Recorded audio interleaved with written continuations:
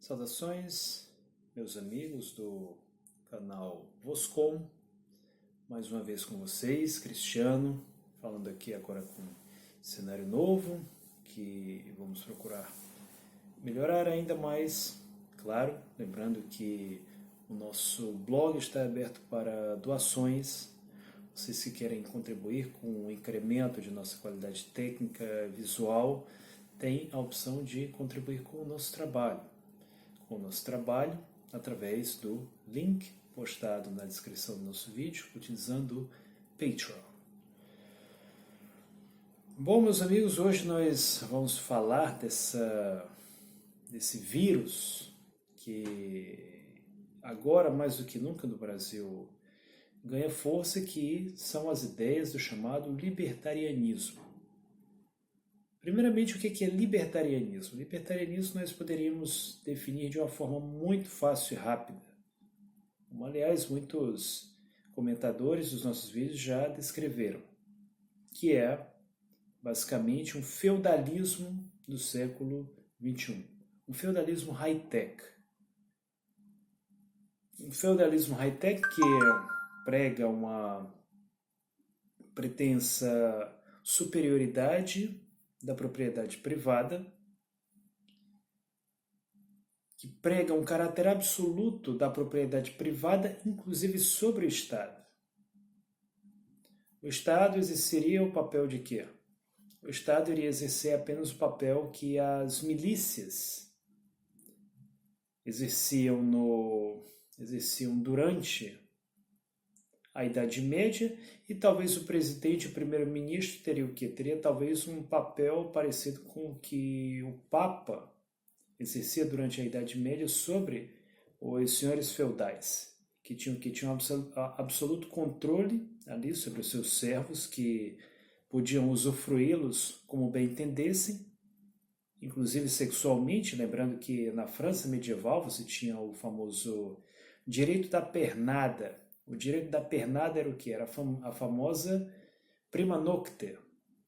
Se a mulher ia se casar com um aldeão, então o senhor feudal tinha o direito de ter a primeira noite com ela. E é claro que se ele ia ter essa noite ou não, isso aí era uma história completamente diferente. Mas ele tinha esse direito, ele tinha essa prerrogativa legalmente, institucionalmente. Ele tinha essa possibilidade. Quer dizer, aquele que não se encontrava na situação de senhor feudal, basicamente não valia nada. A exceção era o quê? Um artesão, talvez. E também não era todo artesão, você tinha que ser um mestre artesão de muito boa qualidade. Se você era um ferreiro, então nem se fala, né? Já que você iria confeccionar ali a armadura para o senhor feudal, para o cavaleiro medieval, para as suas milícias também.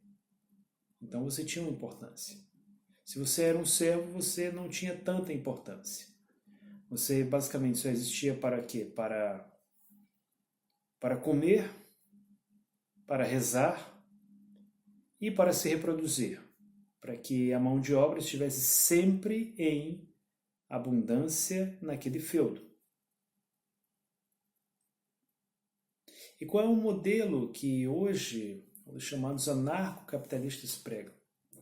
É um modelo no qual o empresário, ou seja, o capitalista, ele tem absolutos direitos sobre os seus empregados. É tanto que uma das bandeiras mais comuns hoje dos chamados anarcocapitalistas é acabar com os direitos trabalhistas. Por quê? Porque os direitos trabalhistas são uma conquista histórica dos trabalhadores. Acabar com eles seria o quê? Seria dar ao capitalista a prerrogativa de maximizar os seus lucros da forma que ele bem entendesse. Por exemplo, estipulando uma jornada de trabalho de 12 horas, proibindo seus funcionários de ir ao banheiro, como aliás já acontece na Coreia do Sul, proibindo a mulher de se reproduzir, ou seja, de formar uma família. Nesse sentido, seria um contraposto, né, à ideia medieval de que a mulher ela não deveria trabalhar, deveria apenas se reproduzir. Seria um contraposto já. Mas, enfim, onde é que a gente não vê contrapostos e contradições neste mundo material em que vivemos? A Coreia do Sul, que a propósito é um país no qual os trabalhadores ganham dinheiro, ganham. Mas vai ver para o que eles utilizam esse dinheiro. Hoje na Coreia do Sul, uma mulher ela deve escolher carreira ou família. Você não pode escolher os dois, como aconteceu, por exemplo, na época da União Soviética, na qual o Estado construía milhares, milhões de creches, né, para que a mulher tivesse ali o seu filho cuidado e ao mesmo tempo pudesse continuar trabalhando na fábrica. Uma famosa personagem de Lyubov Orlova, no filme chamado Svetly Pуть, ou seja, o caminho luminoso, no qual ela interpreta uma operária de uma fábrica bastante dedicada, né? Se dedica ali à sua fábrica como a sua casa. Né? Quer dizer, a dona de casa se transforma ali na dona da fábrica, que ao mesmo tempo é a sua operária. Quando ela chega, abre as portas, começa a cantar, né? E chama todos ali para o trabalho da fábrica, que é um trabalho que na época da União Soviética de fato dignificava. Ou seja, você trabalhava em uma fábrica, você tinha direitos à saúde garantidos, você tinha direito à educação, seus filhos podiam, quer dizer, se tornar doutores. Vamos lembrar aqui que o presidente da Rússia hoje, né, embora o avô dele não trabalhasse exatamente em uma fábrica, mas apesar de que o pai trabalhava, o pai do Putin era operário, assim como o seu avô era cozinheiro durante a época da União Soviética e ele hoje é presidente.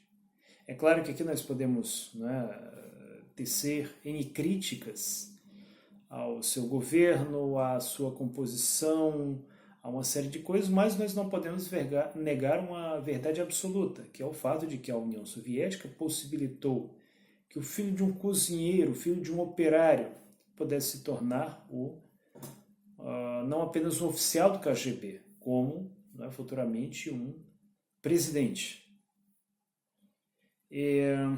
O que é que os chamados ANCAPs defendem? Começa pelo fato de que eles são fortemente anticomunistas.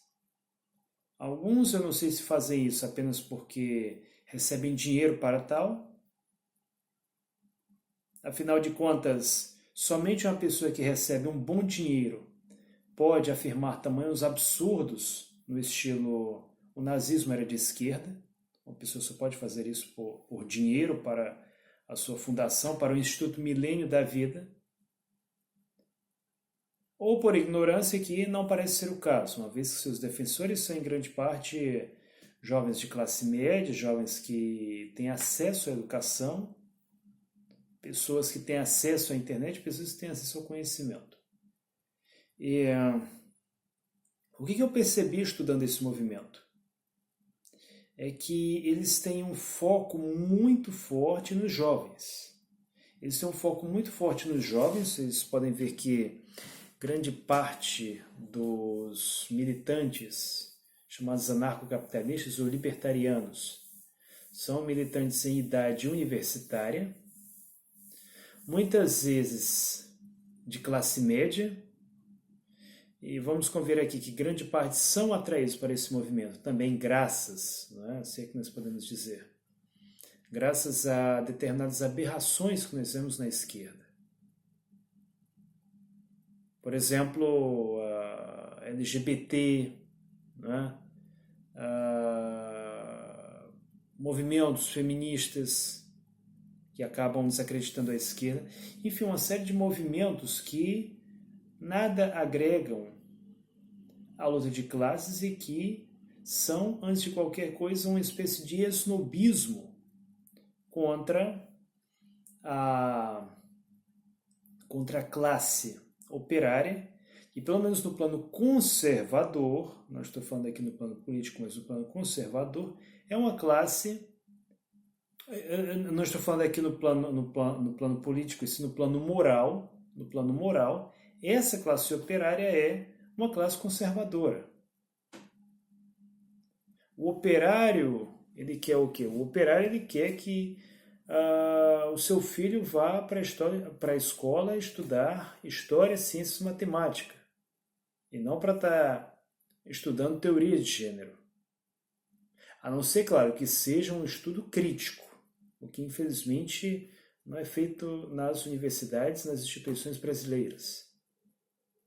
Ele quer saber que a sua filha se tornou uma mãe, se tornou uma esposa exemplar, fiel ao seu marido, e não uma moça de reputação duvidosa, interessada em poliamor, interessada em Guerra das Aranhas, ou, na pior das hipóteses, que se tornou uma meretriz. O operário comum no Brasil não quer isso. Ele quer a sua família tradicional, ou seja, homem e mulher, mulher e homem, um homem e uma mulher, e nada mais do que isso. Mas que eu conheço um operário que o cara frequenta o bordel da Ticatina. Isso aí é um safado, não é? E safado, pervertido, infelizmente nós vamos encontrar em muitos universos. Aí o que isso quer dizer? Que esse anarcocapitalismo, que esse libertarianismo seria a solução para isso? Que o aluno lá do Mises, né, com aquela cobrinha lá na bandeira dele, seria a solução para isso? Não. A economia, os princípios básicos da economia lançam por terra abaixo todas as sofistarias dessa escola de Mises e de Hayek. Dois indivíduos que não estudaram história, ou pelo menos não levaram em consideração a história, que apenas jogaram ali dogmas que servem como uma espécie de onanismo intelectual para aquele sujeito que quer empreender e quer fazer isso sem ter muitas responsabilidades. Né? A famosa filosofia do ninguém deve nada a ninguém. Essa é a filosofia do libertariano. Exatamente por isso, com uma certa frequência, eles repetem dogmas, né, sobre empreendedorismo, né, passando a ideia de uma sociedade onde todo mundo é empreendedor. Só que isso, o próprio Marx ele já mostrou completamente inviável. Por quê? Porque sempre vai haver uma grande empresa monopolista que irá se apossar daquelas empresas menores. Isso acontece muito no Brasil. Acontece demais. Você pega, por exemplo, o refrigerante Jesus do Maranhão, que era um sucesso na época. Convenhamos que eu não gostei. Aliás, eu não gosto de refrigerante, eu não tomo refrigerante. Só o ano passado, se eu tomei 1,5 litro, 2 litros de refrigerante, foi muita coisa. Às vezes até porque ofereciam mais do que para eu comprar. Eu não tomo refrigerante, isso faz um mal danado. Isso é veneno. Você vai tomar veneno. Né? Tá aqui um veneno para você, certo? Não quero veneno. Não. Refrigerante Jesus, no Maranhão, chegou a Coca-Cola, comprou a empresa e aí decretou a falência dessa empresa. E isso aconteceu em vários outros estados. Eu não sei nem como é que no Ceará ainda tem aquela porcaria, né, que o pessoal toma. É que eu confesso que eu também já fui um que eu tinha meus 19, 20 anos, tomava demais. Aquela cajuína São Geraldo. Não sei nem como é que aquilo ainda tem. Chega, quer dizer, uma grande empresa compra ali a empresa pequena do local, depois decreta falência. Né? Quer dizer, fecha. Com o dinheiro dela, mas enfim, fecha. Assim, acabando com empregos, acabando com a indústria local. Isso acontece no Brasil. Acontece e com certeza vai acontecer, anotem o que eu estou dizendo, com a Embraer. A Embraer, que era uma empresa 100% nacional, quer dizer, pegava os melhores cérebros ali para desenhar avião, para desenhar a peça de turbina ali, né? Uns doidos aí que saem do ITA da vida, eles pegavam e jogavam para lá. E faziam uma parada de boa qualidade. Eu já mostrei nos meus outros canais um anúncio de uma empresa de aviação aqui na Rússia. Se referia aos aviões brasileiros, como aviões de altíssima qualidade, confortáveis e seguros. E agora, parte da Embraer pertence ao quê? Pertence à Boeing. Não vai ter uma hora que vai acontecer exatamente a mesma coisa. A mesma coisa que os grandes monopólios sempre fazem. Ou seja, vão se apossar de boa parte da empresa, vão declarar sua falência, vão jogar a empresa para o buraco, e aí vai ficar aquela empresa, aquela grande empresa estrangeira, uma Boeing da vida, que é uma transnacional, tomando conta do mercado nacional e mundial depois. Ah, mas porque tem um fulano ali que é libertariano, que o Estado está atrapalhando ele a fundar a sua empresa de aviação. Deixa ele fundar a empresa de aviação dele, que, enfim, os seus direitos serão todos, seus direitos de empreendedor serão todos, né, realizados com o seu empreendedorismo.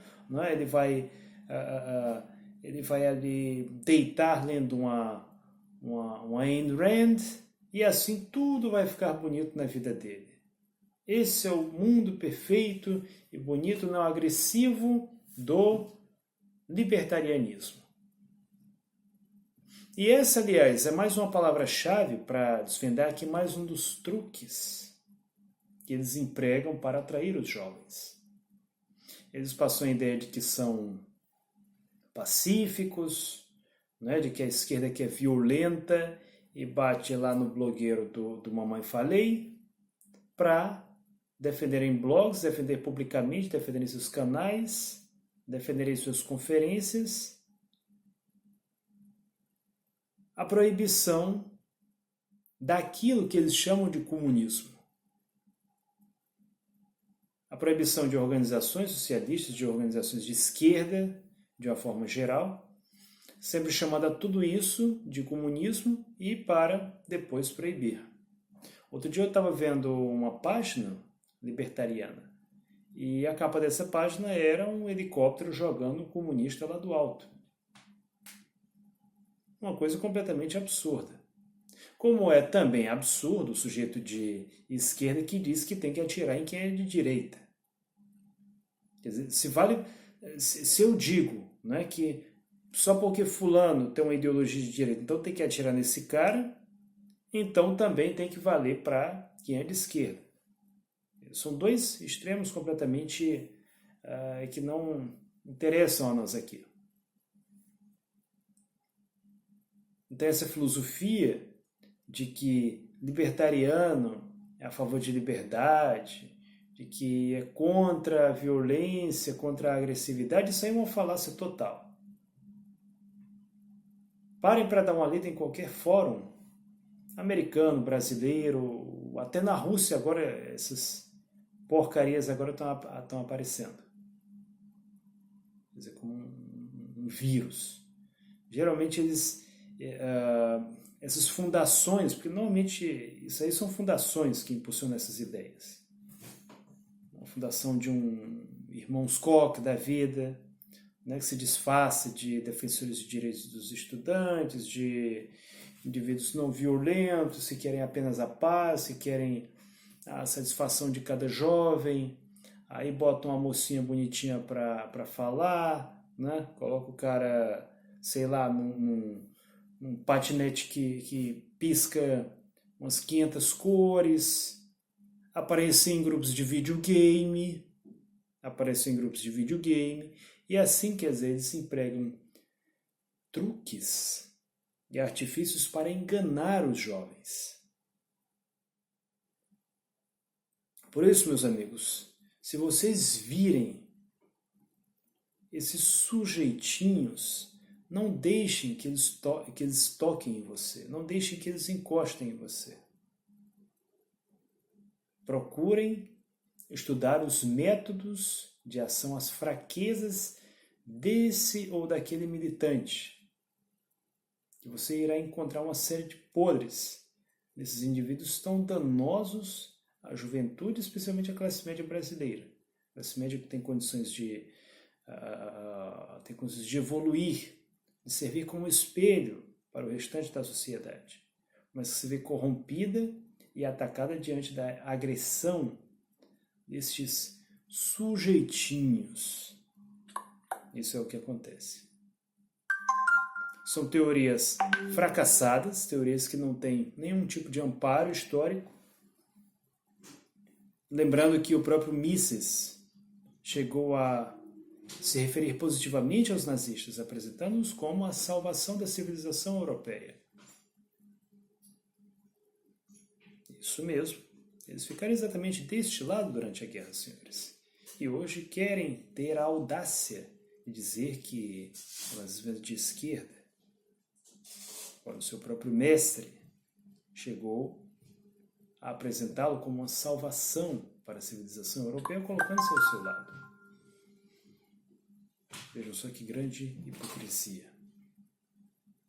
Eles têm um credo que eles adoram repetir ad infinitum, que é o índice de liberdade econômica, ignorando completamente os fatores da história daqueles países, atendo-se apenas a números como se eles já dissessem tudo e assim já dispensassem qualquer estudo.